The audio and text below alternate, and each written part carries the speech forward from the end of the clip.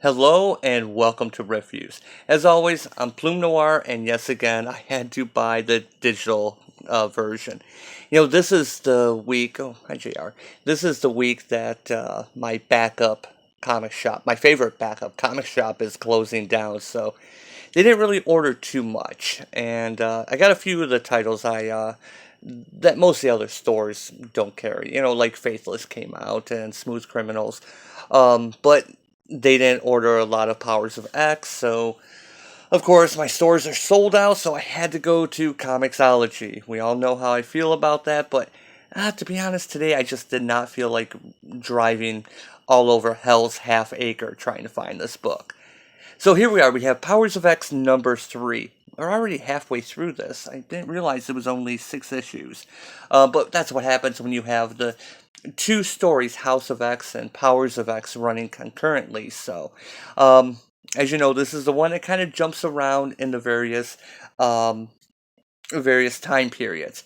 And I was kind of bored through the book. I mean, there's a lot of little nuggets that I found were really interesting, but then the ending is I'm not going to spoil it, but it's a huge thing, and um, this is not the life we're thinking it is what it comes down to. I'm not going to say anything more about that, but it is kind of interesting. Um, Although it is kind of weird the way they decide to go out on this book. So anyway, here we have the not Nightcrawler and not Magic facing off against someone. Hint, it's Nimrod. Um, Another apocalypse quote.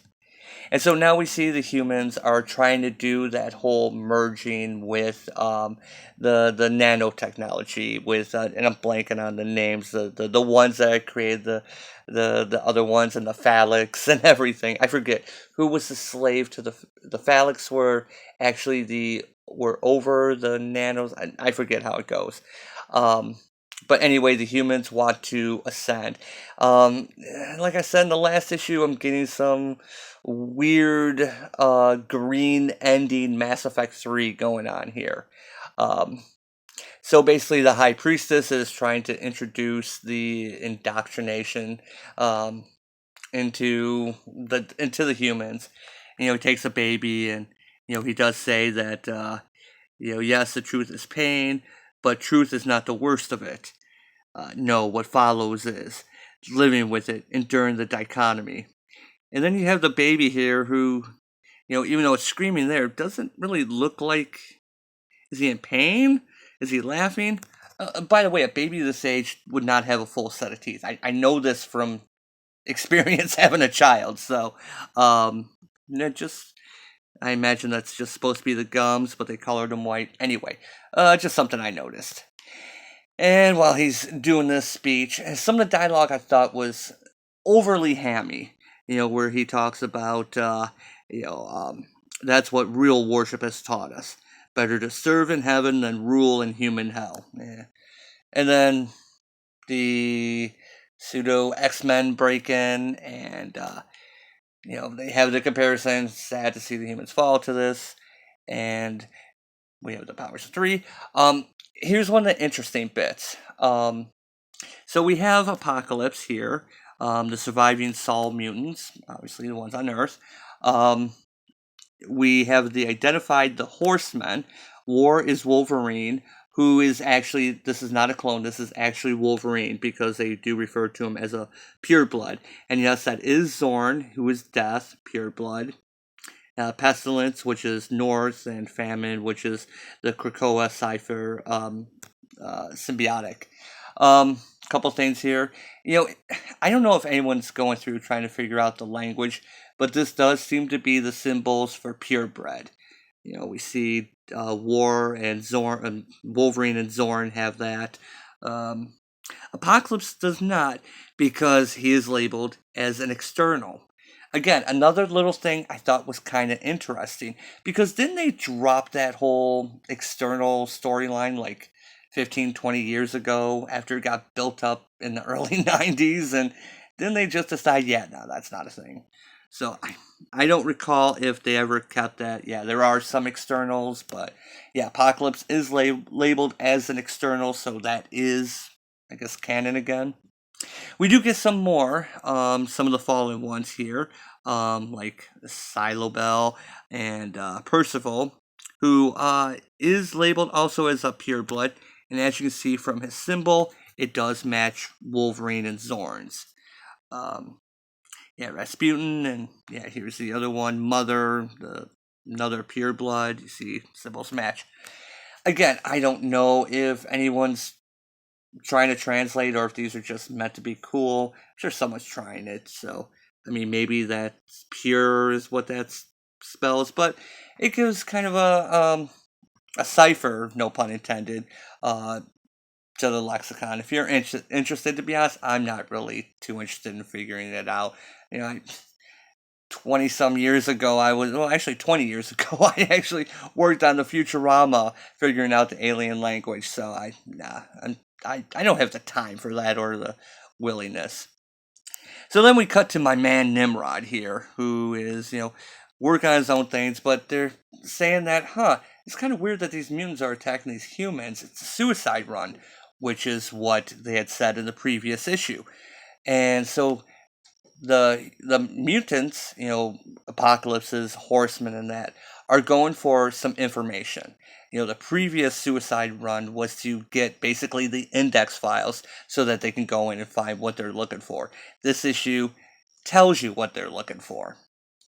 And I'm not going to spoil it. A little bit of conversation between them and Nimrod just being awesome. I mean, they gave him facial expressions. That whole quizzical, like, what? Why are you looking at me like that? A lot of red on this page, but it's hard on me. But yeah, look at that. But yeah, she says that it seems really weird. He has no interest in finding out what they're after. So, what the mutants are after. So he goes back to what he's doing. Excuse me, I got a frog in my throat tonight.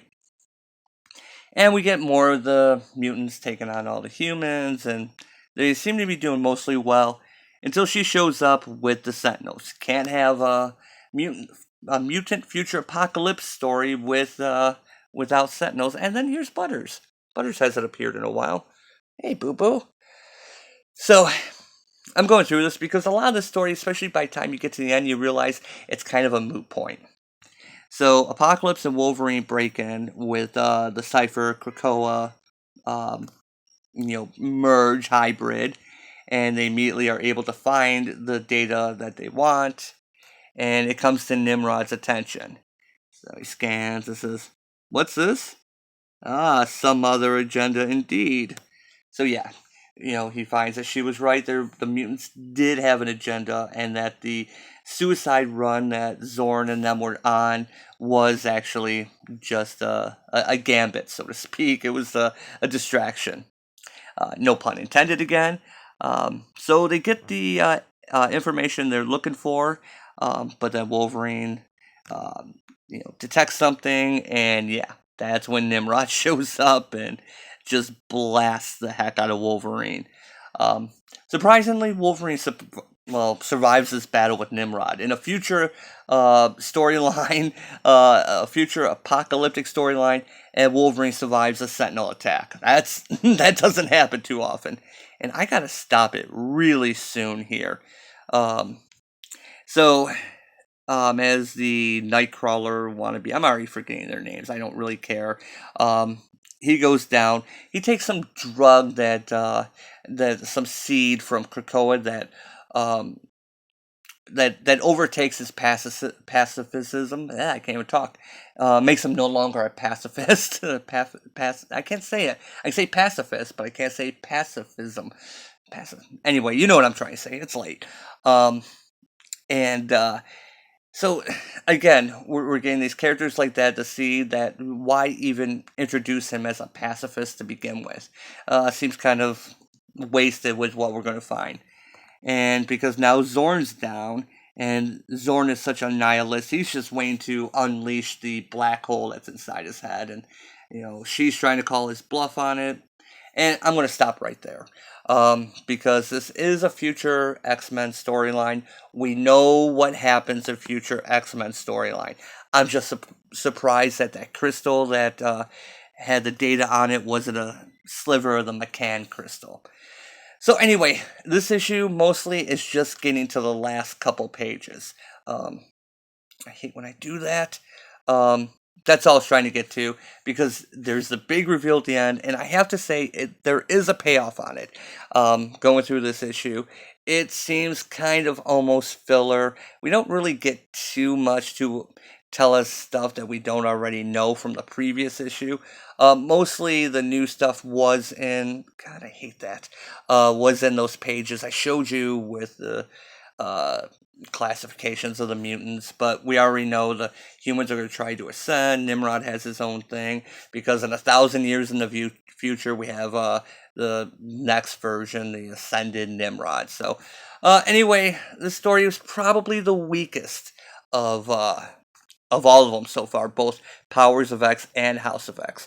This one was the weakest, but the ending makes it worth it because we find out a huge bit of information, and I don't want to spoil it much beyond that. Um, and it is all about information and getting information to where it needs to be. And this throws everything else um, into doubt, especially since we have seen, 1,000 years into the future. Is it 1,000 years exactly after this one? I don't know.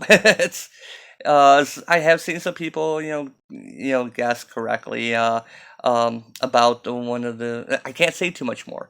Once you read the end of this book, you'll understand. I did notice it, but in a previous thing, I didn't want to say anything about it. But yeah, this is the ending makes it worth it. I probably would have gone maybe 2 o'clock on this, maybe 2:30, but the ending boosted up to a 1 o'clock. I'm going 1 o'clock on this. I felt the dialogue was not. Something about it. The dialogue was kind of. Maybe the humans were supposed to sound that way, but it seemed kind of trite. And a lot of this just seemed like it was this suicide mission just to get to the final few pages. And it seemed like it was stretched out a little bit. And we got to see some Nimrod, so that also makes it good. So, yeah, we're halfway through this. I'll be honest, I'm preferring the House of X over Powers of X, but uh, the two are so interconnected, it's really hard to separate them. So I'm more focused in the here and now, but now I'm not even sure if that's here and now. But I've mentioned in other videos about that. So anyway, as always, thanks for watching. Yeah, yeah, 1 o'clock. I'll go 1 o'clock on this. It's not bad. It's the weakest of all the books so far. I will reiterate that again. If you can't find a physical issue, excuse me, go online. You can find the last couple pages, read the description, and you'll be set. I mean, that's all you really need to know. So yeah, as always, thanks for watching, and I will catch you next time.